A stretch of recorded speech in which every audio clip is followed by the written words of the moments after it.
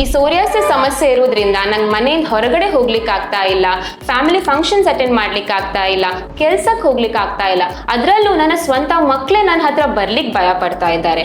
Steroids ತಗೊಂಡು ನಂಗೆ ಸುಸ್ತಾಗ್ಬಿಟ್ಟಿದೆ. ನನ್ನ ಜೀವನನೆಲ್ಲ ಹಾಳು ಮಾಡಿದ್ದು ಈ ಸ್ಕಿನ್ನೇ. ಇದು ನನ್ನ ಸಮಸ್ಯೆ ಅಲ್ಲ, ನಾನು ಯಾರಿಗೂ ಹರಡುವುದೂ ಇಲ್ಲ. ಇಮ್ಯೂನ್ ಸಿಸ್ಟಮ್ ಹೇಗೆ ನನಗೆ ಸಿಗ್ನಲ್ಸ್ ಕೊಡ್ತದ ಆ ರೀತಿಯಾಗಿ ನಾನು ರೆಸ್ಪಾಂಡ್ ಮಾಡ್ತೇನೆ. ಇಮ್ಯೂನ್ ಸಿಸ್ಟಮ್ಸ್ ಬ್ಯಾಕ್ಟೀರಿಯಾ ಹಾಗೂ ವೈರಸ್ಗಳ ಮೇಲೆ ರಿಯಾಕ್ಟ್ ಆಗಬೇಕು, ಬಟ್ ಅದು ನನಗೆ ತಪ್ಪಾಗಿ ಸಿಗ್ನಲ್ಸ್ ಅನ್ನ ಕೊಡ್ತಾ ಇದೆ. ಹಾಗಾಗಿ ನಾನು ಹೀಗೆ ರೆಸ್ಪಾಂಡ್ ಮಾಡ್ತಾ ಇದ್ದೇನೆ. ಇದಕ್ಕೆಲ್ಲ ಕಾರಣ ಇಮ್ಯೂನ್ ಸಿಸ್ಟಮ್. ಹೌದು, ತಪ್ಪು ನಂದೆ. ನನ್ನ ಕೆಲಸ ಬ್ಯಾಕ್ಟೀರಿಯಾ ಮತ್ತು ವೈರಸ್ ಅನ್ನ ಕೊಲ್ಲುವಂಥದ್ದು.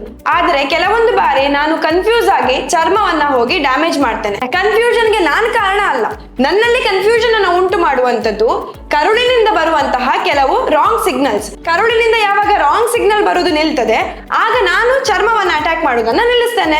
ಹೌದು, ಇದಕ್ಕೆಲ್ಲ ಕಾರಣ ನಾನೇ. ನನ್ನಿಂದ ಇಮ್ಯೂನ್ ಸೆಲ್ಸ್ ಗಳಿಗೆ ಸಿಗ್ನಲ್ ಹೋದಾಗ ಈ ತರ ಸಮಸ್ಯೆ ಉಂಟಾಗತ್ತೆ. ಆದ್ರೆ ನಾನೇನ್ ಮಾಡ್ಲಿ? ನನ್ಗೆ oily food, fried food, street food ಗಳನ್ನ ಹಾಕಿ ಅಲ್ಲಿ ಕೆಮಿಕಲ್ ರಿಯಾಕ್ಷನ್ಸ್ ಆದಾಗ ರಾಂಗ್ ಸಿಗ್ನಲ್ ಅನ್ನ ನಾನು ಕಳಿಸ್ಬೇಕಾಗತ್ತೆ. ಅದ್ರ ಬದಲಿಗೆ ಅಟ್ಲೀಸ್ಟ್ ನನಗೊಂದು 3 ತಿಂಗಳು ಸೊಪ್ಪು, ತರಕಾರಿ, ಹಣ್ಣು ಈ ತರ ಒಳ್ಳೆ ಫುಡ್ ಅನ್ನ ಕಳಿಸಿದ್ರೆ ನಾನು ಈ ರಾಂಗ್ ಸಿಗ್ನಲ್ಸ್ ಕಳಿಸೋದನ್ನ ಸ್ಟಾಪ್ ಮಾಡ್ತೀನಿ. ಆಗ ಬೇರೆ ಎಲ್ಲ ಸಿಸ್ಟಮ್ ಕೂಡ ಸರಿಯಾಗತ್ತೆ. ಆದ್ದರಿಂದ ಸೋರಿಯಾಸಿಸ್ ಚರ್ಮದ ಸಮಸ್ಯೆ ಅಲ್ಲ, ನಮ್ಮ ಕರುಳಿನ ಸಮಸ್ಯೆ. ನಾವು ತಿನ್ನುವಂತಹ ಆಹಾರ ಸರಿಯಾಗಿ ಜೀರ್ಣವಾಗದೇ ಇದ್ದಲ್ಲಿ ಅದರಿಂದಾಗಿ ಉಂಟಾಗುವಂತಹ ಕೆಲವು ವಿಷ ಪದಾರ್ಥಗಳು ನಮಗೆ ಸೋರಿಯಾಸಿಸ್ ಅನ್ನ ಉಂಟು ಮಾಡ್ತದೆ. ಆದ್ದರಿಂದ ಕರುಳಿನ ಆರೋಗ್ಯವನ್ನ ಕಾಪಾಡಿಕೊಳ್ಳುವುದರಿಂದ ನಿಮ್ಮ ಸೋರಿಯಾಸಿಸ್ನ ಸಮಸ್ಯೆಯನ್ನ ನಿವಾರಿಸಬಹುದು.